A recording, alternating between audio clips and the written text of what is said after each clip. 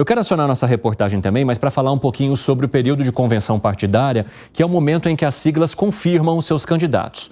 Datena teve a sua convenção ali no fim de semana. Agora resta saber se até o dia 15 de agosto ele vai permanecer no pleito. 4 partidos já confirmaram seus candidatos à Prefeitura de São Paulo e a Nicole Fusco vai trazer as informações para a gente agora. Quem falta ainda, Nicole? Como estão os planejamentos aí para as próximas convenções? Bem-vinda.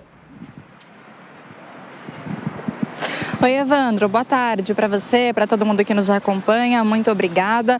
Os nomes que faltam são o do prefeito Ricardo Nunes, do MDB, que tenta a reeleição, e também o de Pablo Marçal, do PRTB. A convenção do MDB está marcada para o próximo sábado, dia 3 de agosto, e a do PRTB para o dia seguinte, domingo, dia 4.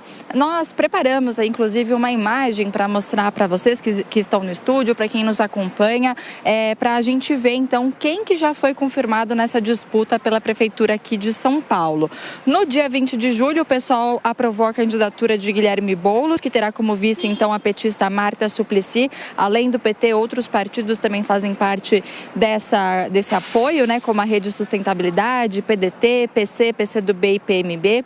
Também no dia 20, o Novo oficializou Marina Helena como a candidata e o Coronel Priel como candidato a vice, portanto, numa chapa pura, em que não há outros partidos. No dia 27 de julho, foi a vez do PSB anunciar Tabata Amaral para concorrer à prefeitura, só que o partido não anunciou o candidato a vice. O PSDB, como você disse, confirmou no último dia 27 o apresentador José Luiz Datena, que também terá o tucano José Aníbal como vice, e o Cidadania anunciou apoio também ao PSDB.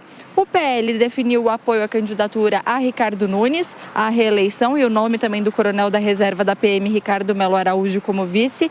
E a gente ainda tem uma indefinição em relação à União Brasil, que teve uma convenção no último dia 20, mas decidiu adiar essa decisão de ou lançar um candidato próprio, e os nomes de Kim Kataguiri e Milton Leite ainda estão sendo analisados, ou então de apoiar Ricardo Nunes nessa campanha à reeleição. É claro que a gente continua de olho nessas movimentações políticas aqui em São Paulo e de quais serão os desdobramentos dessas próximas convenções. Evandro. Obrigado pelas informações, Nicole Fusco. Bom trabalho para você. Vamos colocar aqui na tela, então, essas informações que foram dadas pela Nicole para a gente reforçar agora para quem nos acompanha, que são os candidatos que foram confirmados até agora, pelo PSOL Guilherme Boulos, pelo Novo a Marina Helena, PSDB José Luiz Datena.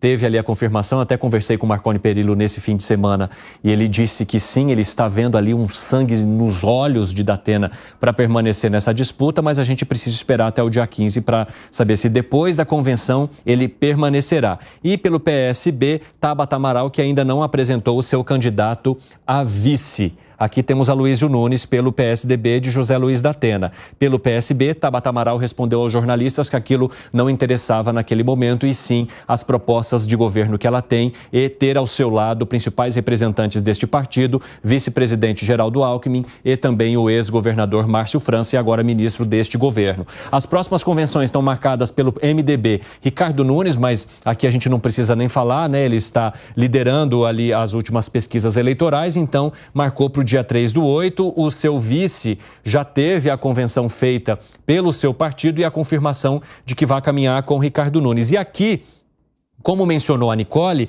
é preciso aguardar. Por quê, gente? O Pablo Marçal estava esperando, e ele mesmo contou isso para a gente numa participação de um programa aqui na Jovem Pan, o possível apoio do União Brasil, para que pudessem caminhar juntos e, diante da força que tem o União Brasil, ele ter tempo de rádio e TV durante a sua campanha. Mas o União Brasil está aqui, ó. Depois de muita conversa, né, e também de fazer articulações com Ricardo Nunes, esse partido vai permanecer com o Nunes nessa corrida eleitoral. Deu o seu apoio para esse candidato à reeleição.